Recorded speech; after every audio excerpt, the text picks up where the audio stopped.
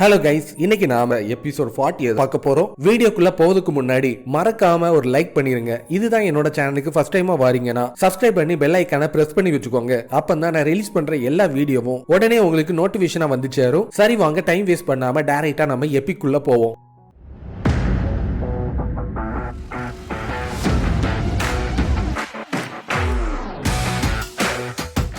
Tuna ப்ளூக்காகவே ஹார்ஸோட மீட்டை நல்லா slice பண்ணி அந்த இடத்தை நோக்கி கொண்டு வந்துட்டு இருக்கு. அவளோட ஹேர் ஸ்டைல் எல்லாமே மாறி இருக்கிறத பார்த்தோன்னே யூஜின் ரொம்ப சந்தோஷத்துல இருந்துட்டு இருப்பான். அதுக்கு மேல ப்ளூ அதுக்கு நல்லா ஒரு வேட்டை கிடைச்சிருக்குன்னு ரொம்ப சந்தோஷத்துல அது எல்லாத்தையுமே முழுங்கிட்டு இருக்க. யூஜின், நீ எனக்கு ப்ராமிஸ் பண்ணதை மறந்துடாத. ப்ளூ மட்டும் நல்லா ரைட் பண்ண தொடங்கிட்டுனா அதுல நான் ஒரு ரைட் கண்டிப்பா போயே தீருவேன். நீ மட்டும் மறந்த நடக்கிறது உனக்கே தெரியும்ல. நீ என்ன ரிட்டர்ன் பண்ணிட்டு இருக்கியா? நீங்க கடைசியா ஒரு எஸ் ரேங்க் டஞ்சனுக்கு போனதா நான் கேள்விப்பட்டேன். அதுல உனக்கு ஏதாச்சும் புது லூட் ஏதாச்சும் கிடைச்சுச்சா? நீ அதை பாக்குறதுக்கு தயாரா இருந்துட்டு இருக்கியா? இவ ஏற்கனவே tears of whale of festival சொல்ற ஒரு டஞ்சனுக்கு தான் இவ போயிருக்கா. அதுல ஒரு பவர்ஃபுல்லான ட்ரைடன்ட் ஒன்னு இருந்துட்டு இருக்கு. அது ஒரு ஃப்ரோசன் டைப் இருக்கிற ஐட்டமா இருக்கிறனால டியூனாவை பொறுத்த வரைக்கும் அவளோட வின் டைப்பான அட்டாக்கை பயன்படுத்தி மட்டும்தான் பண்ண முடியும். அதனால அவளுக்கு பெருசா அது வேலை செய்யறதுக்கு வாய்ப்பே இல்லை. அதே எரிமுக்கு நான் அதை வாங்கி போய் கொடுத்தேன்னா அவளோட பவர் முன்னாடி விடவும் ரொம்ப பவர்ஃபுல்லாவே மாறிடும். இவன் மட்டும் ஆடிஷன்ல இதை வித்துட்டேன்னா அதை பயன்படுத்தி நான் கண்டிப்பா அதை வாங்கியே தீருவேன்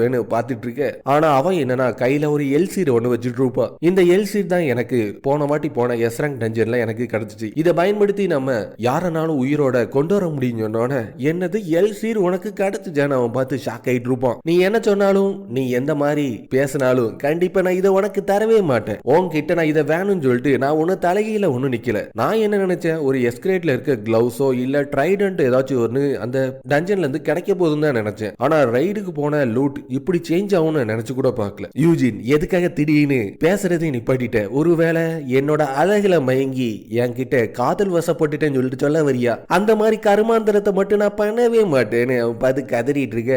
இருந்தாலும் ஹியூனா அவளோட புது ஹேர் ஸ்டைல பார்க்க நல்லா தான் இருந்துட்டு இருக்கா. ஃபியூச்சர்ல இத்தனை விஷயம் மாறும் நான் நினைச்சு கூட பார்க்கல. அதே நேரத்துல அங்க ஏரியும் நோவாவும் வேகமா வந்துட்டு இருப்பாங்க. ப்ளூ, நீ இந்த அளவுக்கு வயிறு பெருத்து இருக்கிற அளவுக்கு உனக்கு என்னதான் நடந்துச்சு? ஓசியில சோறு போடுறாங்கன்னு சொல்லிட்டு இப்படி நல்லா கெட்டுன்னு கேட்டனா இந்த மாதிரி தான் நிலைமை உனக்கு ஏற்படும் எரியும் பார்த்து கத்திட்டு இருக்க. நீ தான் அந்த ஃபேமஸான டிராகன் பாய். உன் கூட சேர்ந்து நான் ரைட்ல போகணும்னு ஆசைப்பட்டு இருக்கேன். அந்த மாதிரி உன் கனவுலையும் நான் நடக்கிறதுக்கு விடவே மாட்டேன். ஃபியூச்சர்ல இருந்து இங்க வந்ததுல இருந்து அதிகமான சேஞ்சஸ் நடந்துட்டு இருக்கு. ஒருவேளை நான் டைமை ரிவர்ஸ் பண்ணி வந்தனாலதான் இங்க இருக்கிற டஞ்சனோட லூட் எல்லாமே மாறி இருக்கா. அந்த மாதிரி நடக்கிறதுக்கு வாய்ப்பே இல்லை. இது ஒரு சாதாரண ஃப்ளூக்கா தான் இருக்கும். எதை நினைச்சு நான் கவலைப்பட வேண்டிய அவசியமே இல்லைன்னு அடுத்த நிமிஷமே யூஜின், வா நம்ம உடனே ஒரு ரைடுக்கு போயே தீரணும்னு டைரக்டா போய் அவனோட பிரதர் கிட்ட போய் கேட்டுட்டு இருப்பான். சிஸ்டம் கிட்ட நீ ஏதாச்சும் கேட்கணும்னு ஆசைப்படுறியா? ஆமா, நம்ம டஞ்சனுக்குள்ள போனா மட்டும்தான் சிஸ்டம் கிட்ட நம்ம கேட்க முடியும். அதுலயும் முக்கியமா பிபிப பத்தி நான் தெரிஞ்சுக்கணும்னு ஆசைப்பட்டு இருக்கேன். பிபிப பத்தி என்னால கரெக்டா புரிஞ்சுக்கவே முடியல. பீஸோ ப்ளூவோ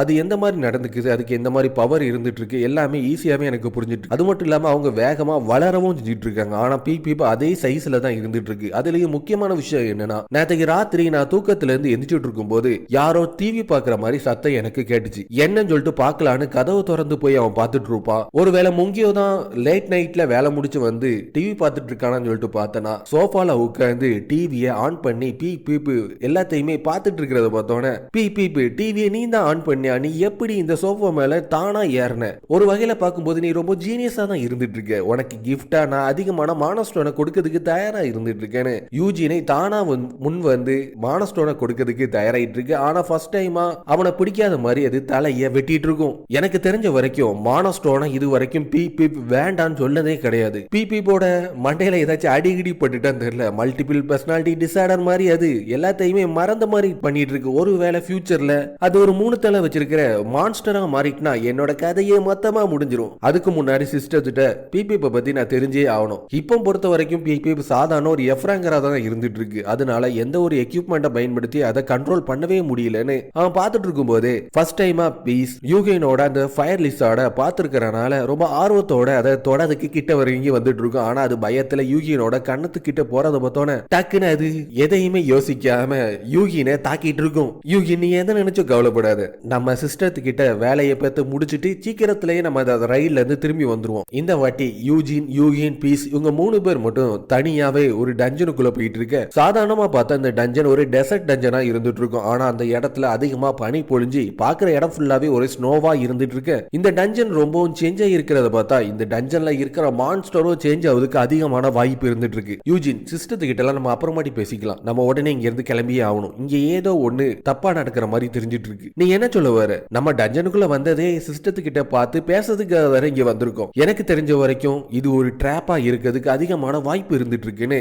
எப்பவுமே யூஜினை பார்த்து பயத்துல கதறிட்டு இருக்கிறவன் இந்த வாட்டி எதையோ பார்த்து பயந்து அவன் நடுங்கிட்டு இருப்பான். யூகினே எதையோ பார்த்து பயந்து நடுங்கிட்டு இருக்கானா, கண்டிப்பா இங்க ஏதோ ஒரு பிரச்சனை இருந்துட்டு இருக்குன்னு பார்த்துட்டு இருக்கும் போதே தூரத்துல இருந்து ஒரு ஏரோ வந்து யூகினோட கைய தாக்கிட்டு இருக்கும். யூஜின் உன்னோட மார்பிள்ஸ் பயன்படுத்தி உடனே இங்க இருந்து தப்பிச்சு போயிருன்னு அவங்க சண்டைக்கு தயாராயிட்டு இருக்க பீஸ் ஆக்ரோஷமா தாக்குறதுக்கு தயாராயிட்டு இருக்கும். எஸ்ராங்கரா இருக்கிற யூகினோட கையையே இது தாக்கி இருக்கனா கண்டிப்பா அந்த மான்ஸ்டர் சாதாரண மான்ஸ்டரா இருக்க வாய்ப்பே இல்லைன்னு பார்த்துட்டு இருக்க தூரத்துல ஒரு டாய் மான்ஸ்டர் ஒண்ணு அந்த இடத்தை நோக்கி வந்துட்டு இருக்கும். இது பார்க்கிறதுக்கு தான் டாய் மான்ஸ்டரா இருந்துட்டு இருக்கு. ஆனா அவனோட அப்ரைசர் பயன்படுத்தி பார்க்கும்போது அது எஸ்ராங் அளவுக்கு இருக்குன்னு சொல்ற விஷயம் தெரிஞ்சோன்னே அங்க ஒண்ணு மட்டும் இல்ல, நூத்துக்கணக்கான எஸ்ராங் மான்ஸ்டர் எல்லாமே சுத்தி வளைச்சு அவங்கள தாக்குறதுக்கு தயாராயிட்டு இருக்க. வெறுமனையே இவங்க 3 பேர் மட்டும் தான் இருந்துட்டு இருப்பாங்க. அதுல யூகின் மட்டும் தான் எஸ்ராங்கரா இருந்துட்டு இருப்பான். யூஜின் வெறும் எஃப்ராங்கரா இருக்கிறது மட்டும் இல்லாம அவனோட கர்ஸ் ரெசிஸ்டன்ட் ஃபியர் ரெசிஸ்டன்ட் பயன்படுத்தி பெருசா இதுல எதுவுமே பண்ணவே முடியாது. என்ன பண்றதுன்னு தெரியல. ஏன்னா அவங்க 3 பேருமே பார்த்து ஷாக் ஆகி இருந்துட்டு இருக்க. யூஜின் உடனே இங்க இருந்து நீ வெளியே போயிரு, மீதி நடக்க வேண்டிய எல்லாத்தையும் நானே பாத்துக்க,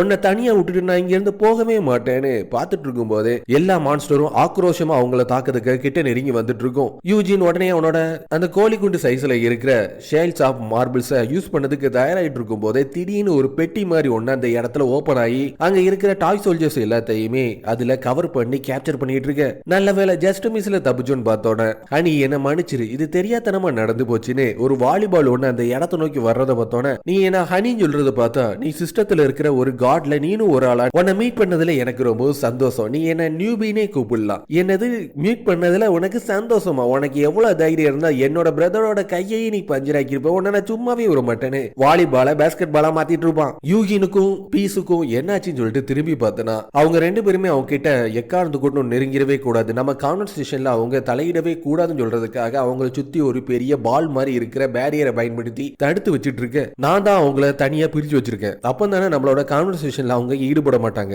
இந்த பிளேஸ் உருவாக்கப்பட்டதே உனக்காக தான் ஹனி. போன வாட்டி மாதிரி இவங்க 2 பேருமே சேர்ந்து கோவத்துல இந்த இடத்தையும் மொத்தமா எரிச்சு சாம்பலாக்கிட கூடாதுன்னு சொல்றதுக்காக தனிமையில நான் அந்த மாதிரி பேரியருக்குள்ள அடைச்சு வச்சிருக்கேன். நீ பண்ணதும் கரெக்டா தான் இருந்துட்டு இருக்கு, இல்லனா இவன் பண்ற லூட்டிக்கு தாங்க முடியாம இந்த இடமே மொத்தமா துவம்சம் ஆயிரும். உன்னோட பிரதருக்கு அந்த மாதிரி நடந்தது நினைச்சு என்ன மன்னிச்சிரு. என்னோட பாய்ஸ் எல்லாருமே யாராச்சும் அத்துமீறி உள்ள நுழைஞ்சிட்டேன்னா அவங்கள தாக்குறதுக்காக நான் ரெடி பண்ணி வச்சிருந்தேன். யூகின் ஒரு எஸ்ராங்கரா இருந்தனாலதான் அவனை தாக்குறதுக்காக அவங்க முற்பட்டுட்டாங்க தவிர மித்தபடி நீ அங்க வருவன்னு சொல்லிட்டு எனக்கு எதுவுமே தெரியாது. ஏற்கனவே யூகின் ஒரு கல்ட் மெம்பரை பத்தி என் கிட்ட சொன்னான். அவங்க யாருன்னு சொல்ற விஷயத்த கொஞ்சம் சொல்ல முடியுமா? உனக்கு நான் எந்த விஷயத்தையும் டீடைல்டா நான் வெளிப்படையா எதையுமே சொல்லவே முடியாது. அப்படி மட்டும் நான் சொன்னேன்னா கண்டிப்பா அது பெரிய பிரச்சனையே கிளப்பும். ஆனா என்னோட பிரதரோட உயிரே இதுல சம்மந்தப்பட்டிருக்கனால அவனுக்கு ஏதாச்சும் ஒரு ஆபத்து நடக்கிறதுக்கு முன்னாடி நான் அவங்கள பத்தி அதிகமான விஷயத்த நான் கண்டிப்பா தெரிஞ்சே தீரணும். என்ன மன்னிச்சிரு, என்னால எதுவுமே சொல்லவே முடியாது. எதுவுமே சொல்ல முடியாதுன்னா அப்புறம் நீ எதுக்காக இருந்துட்டு இருக்கேன்னு ஆக்ரோஷத்துல அதை தூக்கி எரிஞ்சிட்டு இருப்பான். திடீர்னு அந்த இடமே பூகம்பம் வந்த மாதிரி ஒரு சத்தத்தை எழுப்பிட்டு இருக்கும். நான் தான் சொன்ன பத்தியா, நான் ஏதாச்சும் ஒரு டைரக்டான என்கேஜ்மெண்ட்ல ஈடுபடுற மாதிரி ஏதாவது தெரிஞ்சுன்னா இந்த இடமே அழியிற அளவுக்கு ஒரு பெரிய ஆபத்தையும் உண்டாக்கக்கூடிய பவர் இந்த டஞ்சனுக்கு ஒண்ணு இருந்துட்டு இருக்கு. அதனால எந்த ஒரு கொஸ்டினும் அவங்கள பத்தி நீ கேட்காம இருக்கிறது தான் உனக்கு நல்லது. யூகின் த்ரெட்டா நினைச்சு பயந்துட்டு இருக்கானா கண்டிப்பா சிஸ்டத்தோட எளிமையா தான் இருக்கணும். சிஸ்டமே அவங்கள பத்தி பேசுறதுக்கு தயங்கிட்டு இருக்குன்னா கண்டிப்பா அவங்க ஒரு ரெகுலரான பீப்புளா இருக்க வாய்ப்பே இல்ல. அவங்களுக்கு இவங்களை விட ஒரு சூப்பரான பவர் இருக்கிறனாலதான் இந்த லிட்டில் வாலிபாலா இருக்கிற இந்த சிஸ்டம் எதையுமே சொல்லாம தயங்கிட்டு இருக்கு. ஆனா இந்த அளவுக்கு பயங்கரமான ஒருத்தங்க கூட யூகின் எப்படி மிக்ஸ் ஆனான்னு எனக்கு எதுவுமே புரியவே மாட்டேது. நீ எதை நினைச்சு கவலைப்பட தேவையில்லை, நீ என் கூட இருக்கிற வரைக்கும் ரொம்ப சேஃப்டியாவே இருந்துட்டு இருப்ப. வேற ஏதாச்சும் கேள்வி கேட்கணும்னு ஆசைப்பட்டீங்கன்னா தாராளமா நீ கேட்கலாம். இனியும் ஒரு கேள்வி கேட்க வேண்டியிருக்கு. ஒரு எஃப்ராங் மான்ஸ்டர் என் கூட இருந்துட்டு இருக்கு, அதுக்கு நான் தான் பீப்னு பேரை வச்சேன். அதோட ஸ்டேட்டஸ் விண்டோவை நான் என்னோட அப்ரைசர் ஸ்கில்ல பயன்படுத்தி பார்க்கலான்னு பார்த்தனா என்னால கரெக்டா பார்க்கவே முடியல. ஏதோ எரர் ஒண்ணு இருந்துட்டு இருக்கு. நீங்க தான் என் கிட்ட அந்த மான்ஸ்டரை அனுப்பி வச்சீங்களா? பீப்பா நீ எதை பத்தி பேசிட்டு இருக்க? அந்த மாதிரி என்னோட ரிசர்ச்சை பயன்படுத்தி பார்த்ததுல உன்னோட கஸ்டடி கீழே எதுவுமே இருக்கிற மாதிரி எனக்கு தெரியலையே. அடுத்த வாட்டி நீ என்ன பார்க்க வரும்போது உன் கூட அதை கூட்டிட்டு வா. மொத்தமா அதோட கதையை முடிச்சு நான் டெலீட் பண்ணிடுறேன். என்னது நீ டெலீட் பண்ணுவியா? அது ஒரு லிவிங் கிரியேச்சரா இருந்துட்டு இருக்கு. உனக்கு எவ்வளவு தைரியம் தான் என் கிட்டயே அந்த மாதிரி சொல்லியிருப்பேன்னு ஆக்ரோஷத்துல தூக்கி எரிஞ்சிட்டு இருக்க.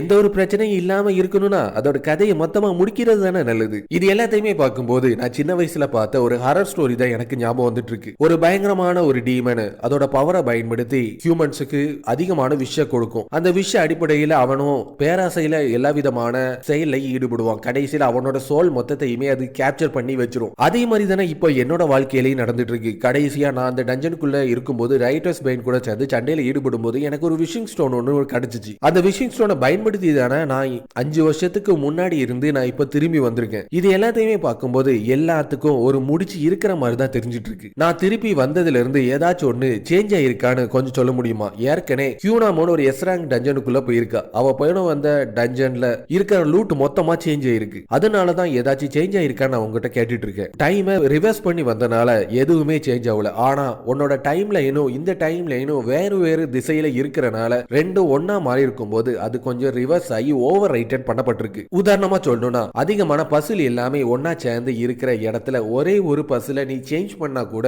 அதோட ஷேப்பே மொத்தமா மாறிடும். அந்த மாதிரி தான் இப்போ உன்னோட டைம் லைனும் இருந்துட்டு இருக்கு. நீ ஏற்கனவே 5 வருஷத்துக்கு முன்னாடி இருந்த ஃபியூச்சர்ல இருந்து தான் வந்திருக்க. இங்க இருக்கிற டைம் லைனை பொறுத்த வரைக்கும் 5 வருஷத்துக்கு முன்னாடி இருக்கிற என்னெல்லாம் பண்ணணுமோ அது எல்லாமே ஒரே மாதிரி டைம் லைன்ல தான் இருந்துட்டு இருக்கும். ரெண்டு டைம் லைனும் ஒன்னா இணைகிற நேரத்துல அதிகமான வித்தியாசங்களான சேஞ்சஸ் எல்லாமே அதிகமா நடந்துட்டே இருக்கும். உதாரணமா சொல்லணும்னா உன்னோட எஸ் ரேங்க் பார்ட்னர்ஸ் எல்லாருமே 5 வருஷத்துக்கு முன்னாடி எல்லாருமே தனித்தனியா இருந்துட்டு இருந்தாங்க. அவங்களோட பர்சனாலிட்டியும் வேற வேற மாதிரி இருந்துட்டு இருந்துச்சு. நீ எப்போ இந்த ஓவர் ரைட்டன் பண்ணியோ அதுல இருந்து அவங்களோட பர்சனாலிட்டி எல்லாமே சேஞ்ச் ஆகுறது மட்டும் இல்லாம அவங்க எல்லாருமே வேற ஒரு திசையை நோக்கி போயிட்டாங்க. 5 வருஷம் கழிச்சு நடக்க போற விஷயம் எல்லாமே இப்போ இருக்கிற மக்களுக்கு நல்லாவே தெரிய வந்துட்டு டஞ்சன்ல இருக்கிற கிஃப்ட்ஸ் எல்லாருமே இப்போ சேஞ்ச் ஆயிருக்கிறதுக்கு அதிகமான வாய்ப்பு இருந்துட்டு இருக்கு. நீங்க என்ன சொல்ல வரீங்க? ஃபியூச்சர் மொத்தமுமே ரிமூவ் ஆகி டெலீட் ஆயிட்டுன்னு சொல்லிட்டு சொல்ல வரீங்களா? அப்படி நீங்க சொல்றது படி பார்க்கும்போது அந்த நாள்ல டஞ்சன்ல என்னோட பிரதர் இறந்தது எல்லாத்தையுமே பார்க்கும்போது அவன் மொத்தமா ரிமூவ் ஆகி டெலீட் ஆயிட்டான்னு சொல்லிட்டு சொல்ல வரீங்களான்னு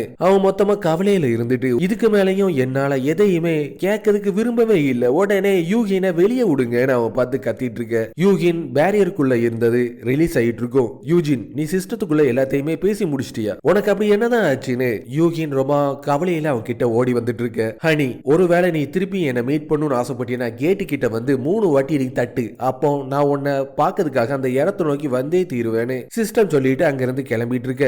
என்ன மன்னிச்சிரு யூகின்னு, இது எல்லாமே என்னோட தப்பு தான். என்னால தானே உனக்கு இது எல்லாமே நடந்துச்சுன்னு அவன் கவலையில பார்த்து அழுதுட்டு இருப்பான். இதோட இந்த எபிசோடு முடிஞ்சிடும். இனி வர்ற எபிசோடு எல்லாமே ரொம்ப இன்ட்ரெஸ்டா இருக்கக்கூடியதுனால லைக் பண்ணி சேனலை சப்ஸ்கிரைப் பண்ணி வச்சுக்கோங்க. அப்பதான் இன்ட்ரெஸ்டான வீடியோ எல்லாமே உங்களுக்கு தொடர்ச்சியா ரிலீஸ் ஆயிட்டே இருக்கும். அடுத்த வீடியோல பார்ப்போம். பாய்.